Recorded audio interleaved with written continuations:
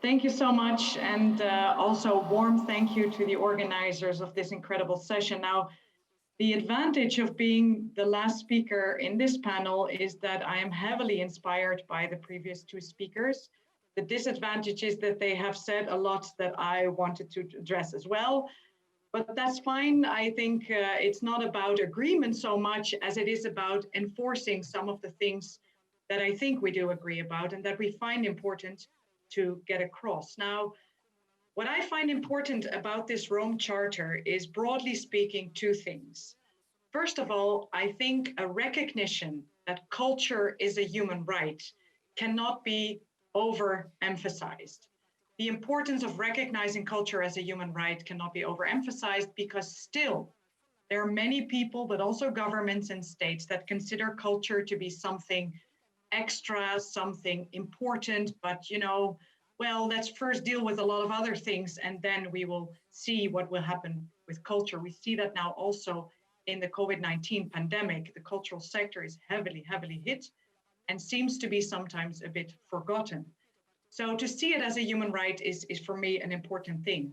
The second thing important about this charter is that it brings the global and the local together. It creates a space, a platform for interaction and interfaces between the global and the local. Now, I know that some of the next sessions will go into particular issues of how the local communities can deal with this charter, what they can do with this charter. I will look a bit more at the global level, but very well realizing that this interaction between global and local is actually heavily needed and very important. Now, what does it mean if you recognize culture as a human right? What is the added value of recognizing culture as a human right? And I think that links indeed to what was said and what is emphasized in this session, and that is the capabilities approach. The idea that if you recognize culture as a human right, then it's automatically linked to several elements that I would like to highlight in this short presentation. It means that you have this right as a human being. It has a link with what was meant by Father Spadaro about human dignity. It is an important part of who you are. And it's also recognizing that culture is not something of charity, something that people, well, if they're lucky, they will get some of it. No, people create culture, but people are also having a right to have it, to access it, and to contribute to it. So what it means is recognizing it as a human right means that you have rights holders, people that have the right, but you also have duty bearers. And I wanted to talk a bit about that today. So what is interesting is that the right to take part in cultural life, as was mentioned, is already recognized for a long time in all kinds of international legal instruments, to start with the Universal Declaration of Human Rights, but also several other treaties, international binding treaties, have established this norm. And so it is, in legal terms, quite well established. But still, as is also seen, it's very often one of the more neglected norms.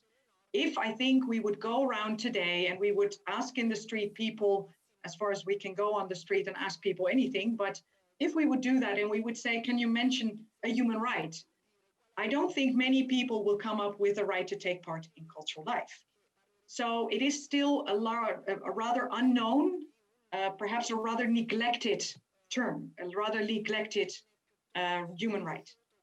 This has also to do with what was mentioned by Farida Shahid, which is the dynamics of culture. One of the most important features is that dynamic character of cultures, and also the culture in the plural. We're not talking about one, we're talking about several cultures. We're talking about cultural identities. And that is, for us as lawyers or people that develop and look at legal instruments, this is very often a complicated issue because lawyers like clear definitions and fences around things so that we know what we need to protect.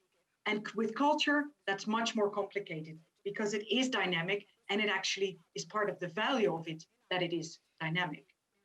Now, if we look at the right to take part in cultural life, as it is included in these international instruments, what does that mean?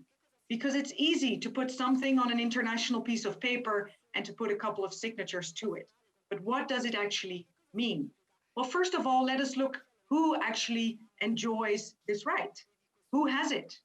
Well, clearly and surely, everyone. It's identified as a right of everyone. But everyone can be every individual.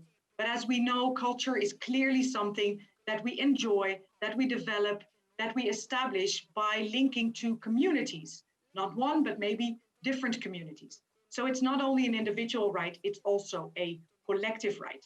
Communities also should enjoy the right to take part in cultural life. However, if we look at the terms included in this norm, what do they mean?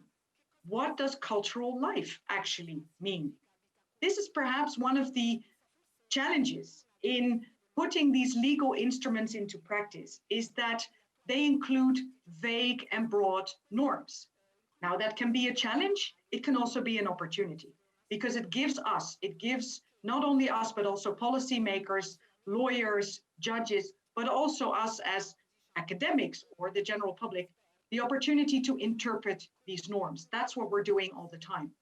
So cultural life, for instance, when it was included in the Universal Declaration and also in some of the earlier treaties, meant perhaps still the more traditional form of cultures, the culture with the classic capital C, the issues like indeed arts or literature. However, nowadays, it is generally agreed that culture has this anthropological meaning. It means ways of life. And that can include everything. It's not only indeed about museums, it's about not only about art, about literature, but it's also about ways of life, including languages, including customs, traditions, can be food, clothing, it can be all kinds of things.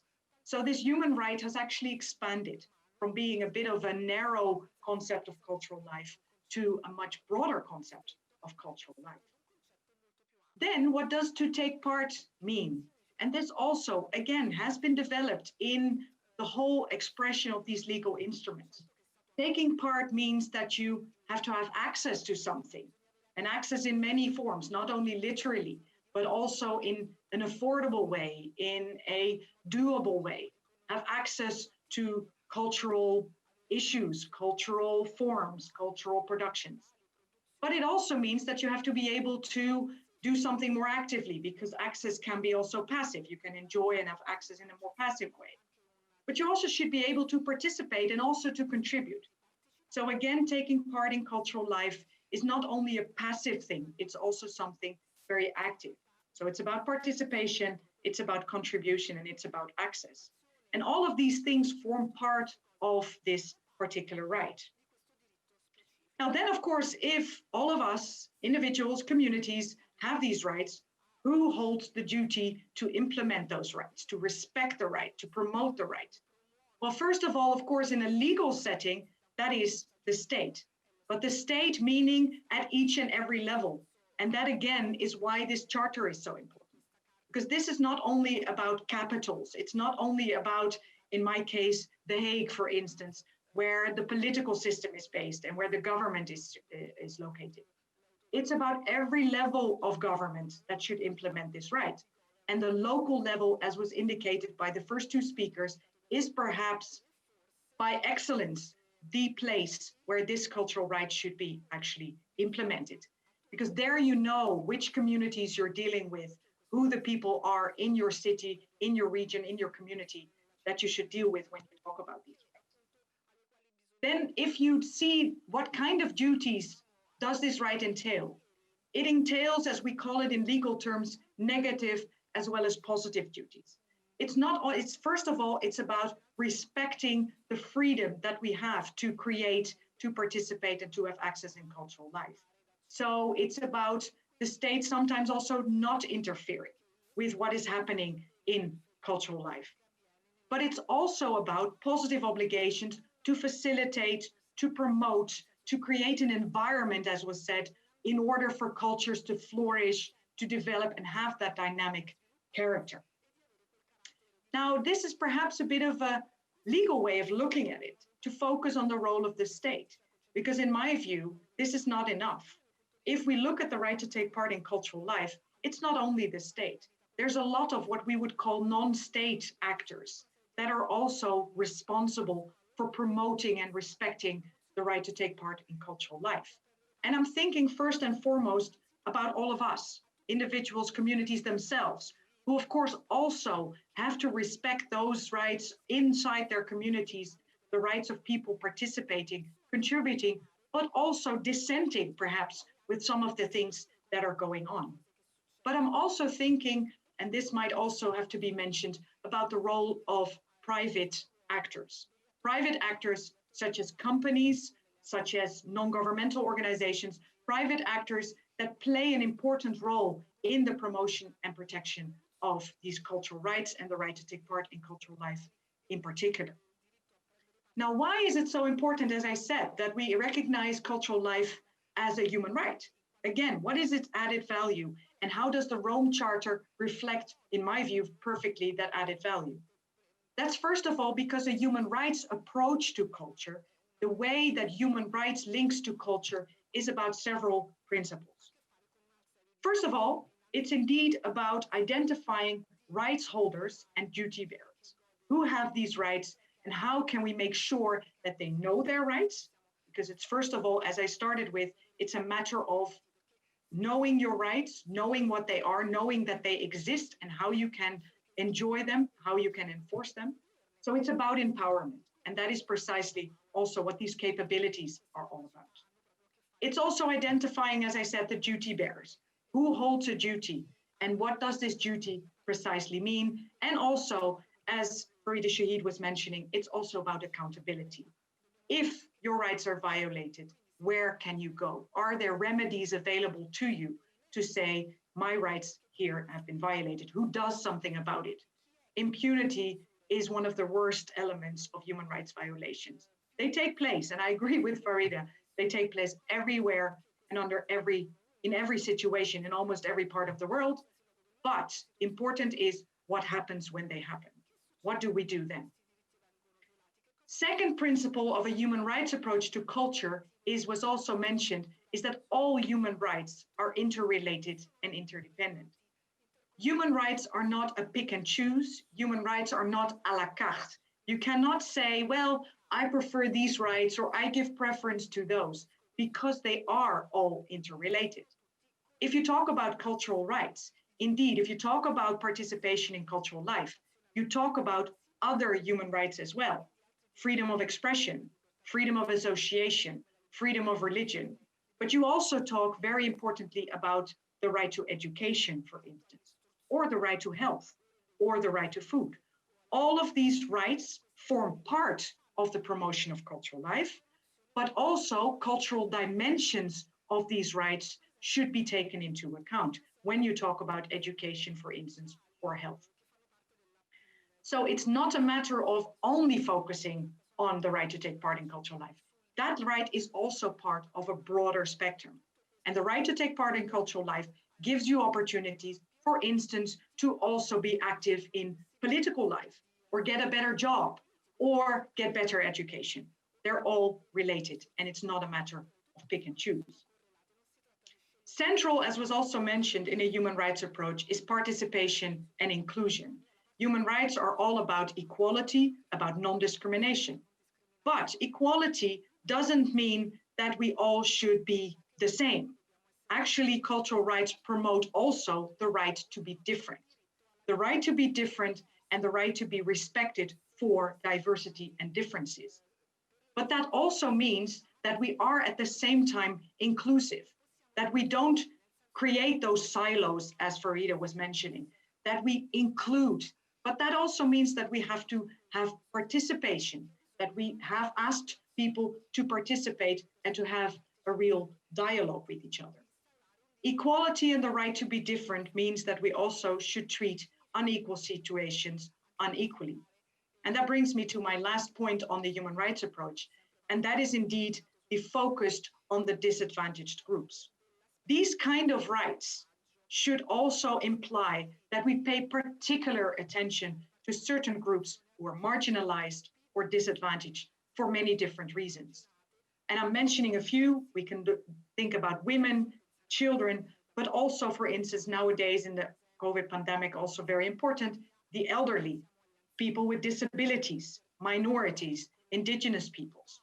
You pay specific attention to those groups, not because they're more important than any other, but because they're more vulnerable for these human rights violations and often are less powerful to claim their rights and to enjoy their rights, really.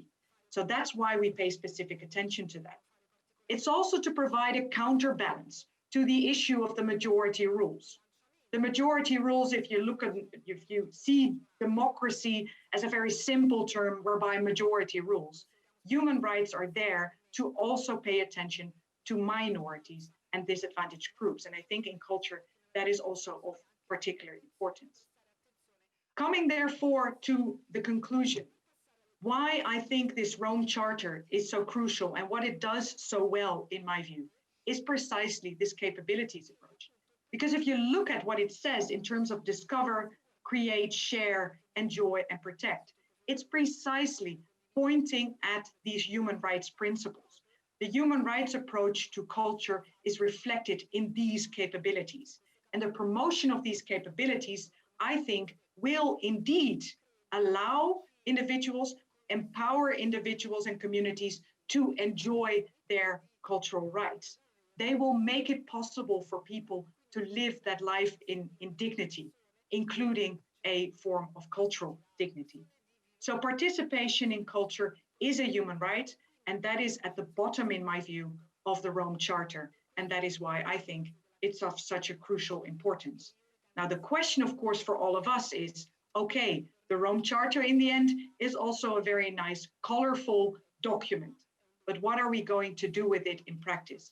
And what I see in it, which I also find crucial to mention finally, is that this is not a carved in stone document. It's not something that is there to stop the discussion. It's actually there to start the discussion, to start the dialogue. It's a working document that I hope can be used not only in Rome, but also in Lahore, in Amsterdam, but also in many other places of the world where cultural rights have to be better respected and better promoted. It's a document that everybody can use and translate into their own specific environment. And that is what I said important, recognizing culture as a human right, but also bringing the global to the local and back to the global again. And with these words, I thank you very much for your attention.